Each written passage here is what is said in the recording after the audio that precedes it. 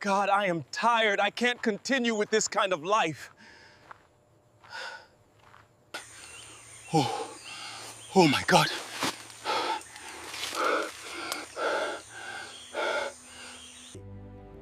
Oh, hell, Queen Mother, I worship you this day. Taju had just returned from a long journey. His feet were tired, his clothes were dusty, and his old brown bag was hanging loosely on his shoulder. Inside the bag were only a few things: some dried food, a small knife, and the traps he used for animals in the bush. He had gone far to look for work, but luck did not smile on him. So he decided to return to his village quietly.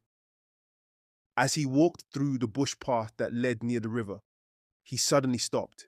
His legs refused to move. His mouth opened slowly, and his eyes became wide. What he saw made his heart jump into his throat. Standing beside the river was Pastor Sharp Sharp, the most popular pastor in the whole state. Everyone knew him. People said he could heal the sick, make barren women pregnant, and turn poor people into millionaires overnight. Wataju had even seen him on big posters and banners. But what shocked Taju was not just seeing the pastor there. It was what the pastor was doing. The pastor was standing alone by the river, raising his hands and speaking strange words that did not sound like prayer. His voice was low and deep, like someone talking to something unseen. Taju slowly hid behind a thick bush, holding his bag tightly. His body started shaking without control. The wind suddenly became cold, even though it was afternoon. The water in the river began to move in a strange way, forming small circles. Then suddenly the river parted a little, and something dark rose from inside it. A very big python slowly emerged from the water. Its head was huge, its eyes were red, and its body was thick like a fallen tree. The python stood tall in front of the pastor, and while its long tail was still deep inside the river. Taju almost screamed, but fear locked his mouth. Pastor Sharp Sharp immediately fell on his knees. He bowed his head low, like a servant before a king. His voice began to shake as he spoke. "The Great One, I have come again," the pastor said. "3 days from now is Sunday. Please be with me as I stand on the altar. Teach me what to say. Let the people believe my words. Let their hearts be soft, so they will drop whatever money they have." Tears rolled down the pastor's face, but Taju could see that they were not tears of fear. They were tears of hunger for power. The python opened its mouth slowly. Its voice did not sound like an animal. It sounded heavy, deep, and powerful, like many voices speaking at once. "You know what to do," the python said. "Lay your hand on their heads. Pretend to pray for them. Trap their souls without them knowing. Bring them to me a day after Sunday." Pastor Sharp nodded quickly, like a child who had been warned. "Yes, my lord," he said. "I will not fail you." The python looked at him for a long time, then slowly turned and slid back into the river. The water closed, as if nothing had ever come out. Silence covered the bush. Taju felt like his heart would burst. His legs were weak, his palms were wet with sweat. He now understood everything: all the miracles, all the testimonies, all the sudden deaths after church services. Fear grabbed him hard, but now he wished he had never walked near this river. He did not know whether to run or stay still. He did not even know if what he saw was real or a dream. Pastor Sharp slowly stood up. He dusted his knees and adjusted his expensive white robe. He looked around the bush sharply, like someone who suddenly remembered something important. Unknown to Taju, the pastor's bodyguards were standing far away near the road. They had no idea what their boss had just done. The pastor took a few steps, then stopped. His eyes narrowed. He looked toward the bushes where Taju was hiding. Taju's heart stopped. He slowly moved back, trying not to make any sound. But as fate would have it, his foot landed on a dry stick. Crack! The sound was loud. Too loud. Who is there? The pastor shouted. No answer. Who is there? He asked again, this time louder. Taju held his breath. Leaves brushed against his face as he tried to hide deeper. The pastor began to walk toward the sound. His footsteps were slow but confident. With every step, for Taju felt death was coming closer. Suddenly, fear took over. Taju jumped out from the bush and ran with all his strength. His bag bounced on his shoulder as he ran. Stop him! Pastor Sharp shouted at the top of his voice. He began to shout strange words again. His bodyguards heard him and ran toward the river. When they saw the pastor pointing toward the bush, he shouted, Catch that boy! He must not escape! The men ran after Taju. They were strong and fast, but fear gave Taju wings. He ran through thorns, stones, and narrow paths. His lungs burned, his legs hurt, but he did not stop. He ran until he burst out into the village. People were sitting outside their houses talking and laughing. Suddenly, they saw Taju running like a madman. The guards followed closely behind. Taju did not stop to explain. He ran straight into an old, abandoned hut at the edge of the village. The roof was broken and the walls were weak. Inside, it was dark and dusty. Taju hid behind broken pots and old wood. He covered his mouth with his hand to stop himself from breathing loudly. Outside, the guards entered the village shouting and asking questions. Did you see a young man run past here? One of the guards asked angrily. The villagers looked confused. Some shook their heads. Some said they saw nothing. Others said they were busy and did not notice anyone. The guards searched around, kicking stones and looking behind houses, but they did not find Taju. Inside the old hut, Taju stood still like a statue. His bag was still on his shoulder. His body was shaking badly. Sweat rolled down his face like rain. His mind was racing. Should he speak? Should he keep quiet forever? What would happen if the pastor found him? He now knew a secret that could cost him his life. Outside, Pastor Sharp stood at the entrance of the village, his face dark with anger. His eyes scanned the area slowly. Deep inside the hut, Taju closed his eyes, praying silently. The bodyguards searched the village for a long time, but they did not find Taju. They checked behind houses, near farms, and along the small paths, but nothing. At last, tired and angry, they returned to the bush where Pastor Sharp was waiting. The pastor's face was dark like night. Did you see him? He asked sharply. The men shook their heads. He disappeared, one of them said. The pastor clenched his fists. He looked toward the river and then toward the village again. Something did not feel right. Meanwhile, back in the village, some villagers had noticed strange movements near the old hut.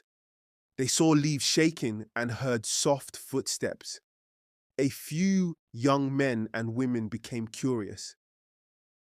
Someone is hiding there, one woman whispered. Slowly, they ran toward the hut. When they got there, they found Taju standing inside, sweating and shaking, holding his old bag tightly. Taju, one of them called. What is wrong with you? Why are those men chasing you? Taju looked at their faces. He wanted to talk. His mouth opened, but no words came out. His heart beat fast. His head was full. Fear and confusion fought inside him. He tried to speak, but his voice failed him.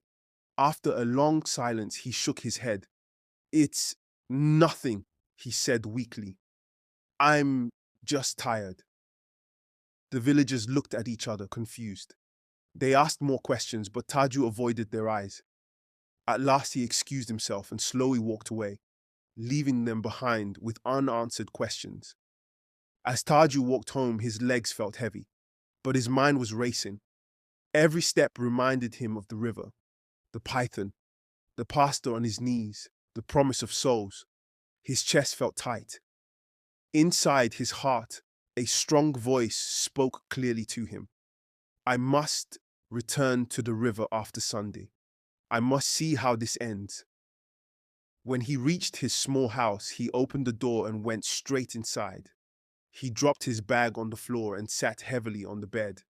He stared at the wall without seeing anything.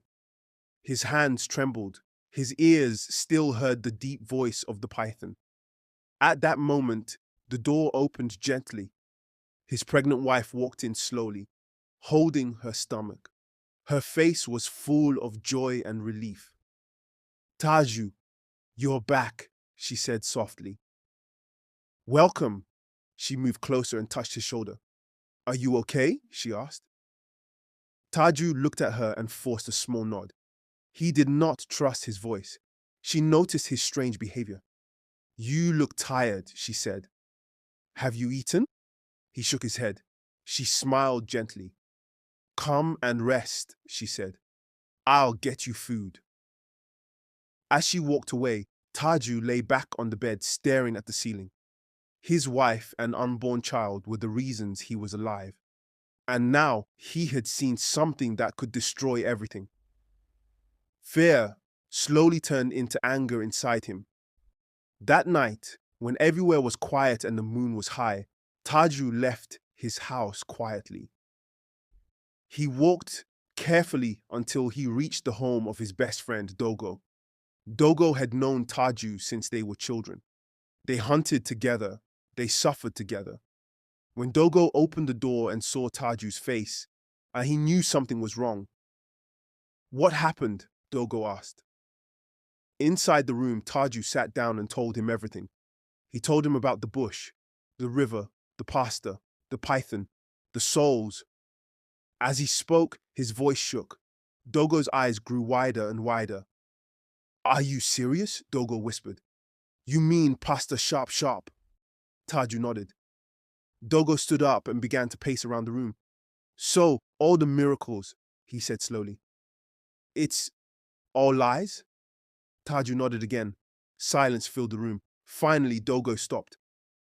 We can't keep quiet, he said. If what you saw is true, then people are in danger. Taju took a deep breath. The python told him to return after Sunday, he said. We should be there. Dogo looked at him for a long time, then nodded slowly. We will not go alone, he said. We'll gather some youths, but we must be careful. That night, a dangerous plan was born. Exactly on the day the python mentioned, after Sunday had passed, Taju and Dogo quietly gathered some strong youths in the village. They did not tell everyone everything. They only said the pastor was doing something evil by the river. Fear and anger pushed the youths to agree. Late in the evening, they followed Taju and hid in the bushes near the river. The night was quiet. Crickets sang. The river flowed gently. Then footsteps came. Pastor Sharp Sharp appeared alone. He carried a small bottle in his hand. He looked around carefully. He smiled when he saw no one. Good, he muttered. He stood before the river and spoke strange words again. The water began to move. The python emerged slowly, just like before. The youths froze. Their bodies shook, but they kept their heads down, hiding in the bushes. The pastor raised the bottle and turned it upside down. Suddenly, small, human-like figures dressed in white light escaped from the bottle. They cried softly as they floated into the river. Here are the souls, the pastor said proudly. The python moved closer and licked the pastor's head slowly. Then it spoke.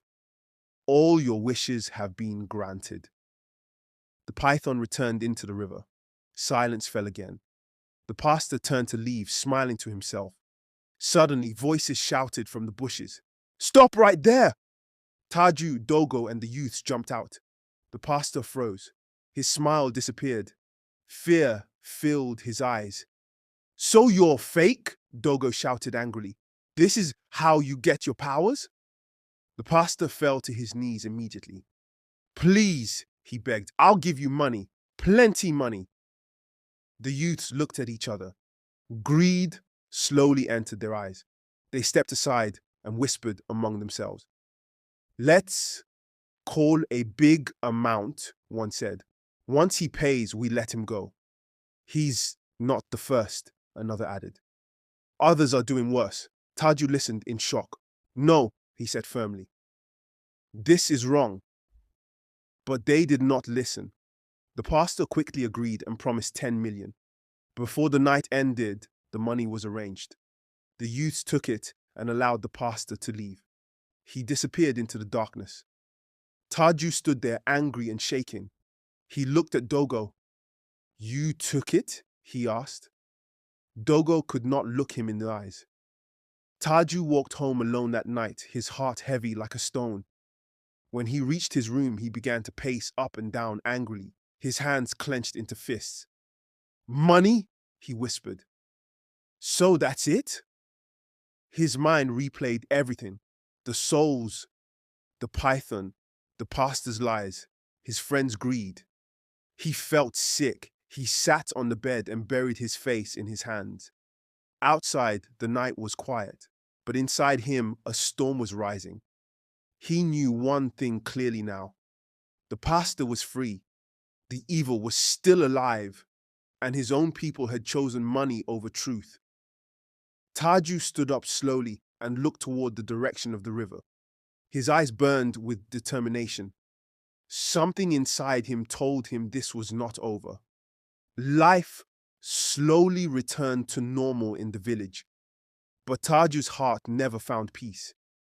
He continued his daily work on the farm, cutting grass, setting traps, and trying to live like nothing had happened. But the memory of the river never left him. One afternoon, the sun was hot, and his body was tired as he returned home from the farm. His clothes were soaked with sweat, and his feet were dusty. As soon as he entered the house, his wife welcomed him with a smile.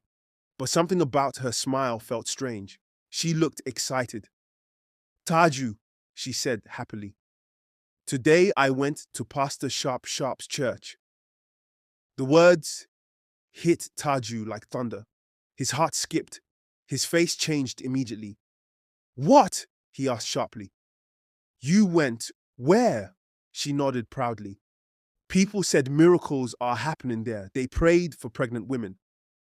Taju dropped the cutlass from his hand.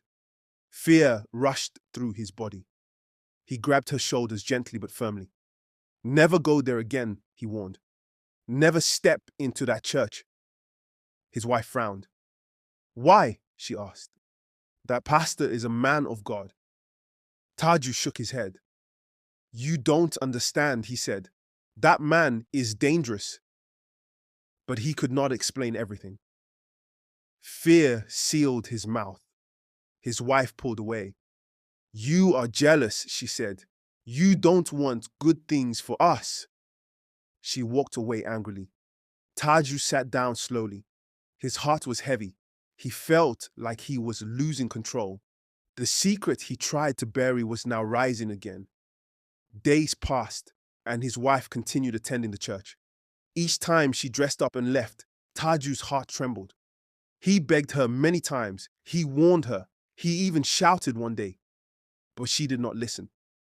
"Faith brings miracle," she always said. One night, her labor pains started suddenly. She screamed in pain and held her stomach. Taju rushed to her side.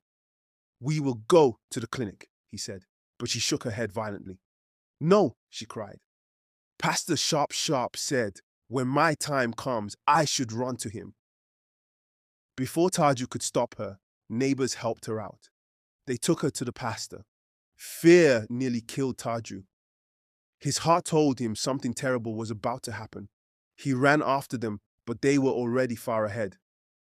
Pastor Sharp Sharp quickly took her toward the river. Night was falling. The same river, the same place. At the riverbank, the pastor began to speak strange words again. He told the woman to lie on the sand. Pain filled the air. At that moment, a villager who was returning from fishing saw everything. He hid and watched. He saw the pastor near the river with the pregnant woman. He felt fear and confusion. He ran as fast as he could to find Taju. Taju, he shouted when he found him. Your wife! The pastor has taken her to the river. Taju did not think twice. Fear turned into strength. He ran straight to the police station. His legs moved faster than ever before. When he reached there, he burst inside, breathing heavily.